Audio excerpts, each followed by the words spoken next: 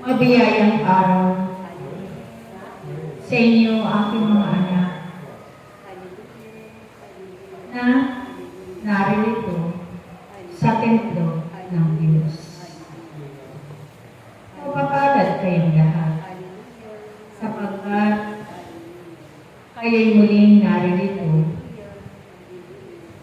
at narinig ninyo ang pagkatok ng Diyos sa inyong mga puso, at ito ay inyong pinabuksan. Naway manatili kayong lagi na nakaugnay sa Diyos. Naway patuloy kayo na maghari sa inyo lagi ang Diyos na inyong tinatawag sa inyong buhay. Kayo'y binago na ng Diyos. Inango niya kayo doon sa lumang buhay ninyong lahat. Kaya nawa ang bawat isa na narito, naway patuloy kayo gumawa ng mabuti sa inyong kapwa. Magtanim ng mabuti upang sa takdang panahon kayo'y aani ng kabutihan.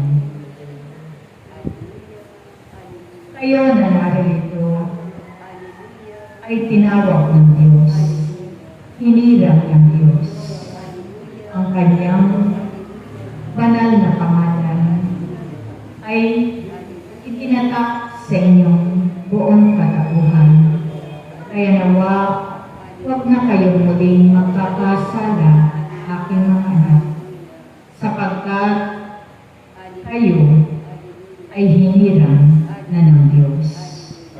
Ipagpatuloy ninyo ang magagandang asal sapagkat kayo ay nilinis na ng Diyos. Pinalitan na ang inyong mga damit ng puting damit.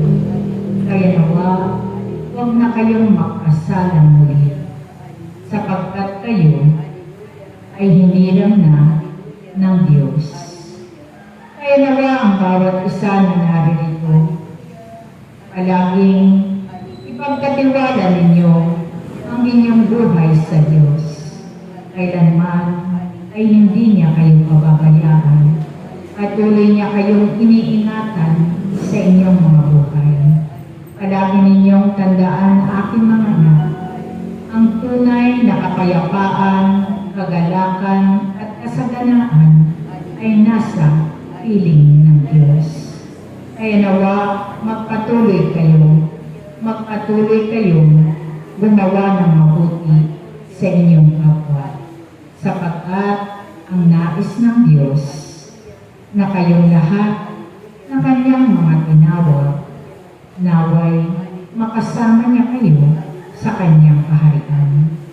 Sapagkat palagi ninyong tandaan, aking mga anak, hindi lahat ng tumatawag sa Panginoon ay makakapasok doon sa kanyang kaharian, kundi yung mga sumusunod lamang sa Diyos. Kaya nawa, pagsumikapan ninyong palagi na kayo ay kanyang pagharian upang makamit ninyo ang kanyang pangako na buhay na walang hanggan.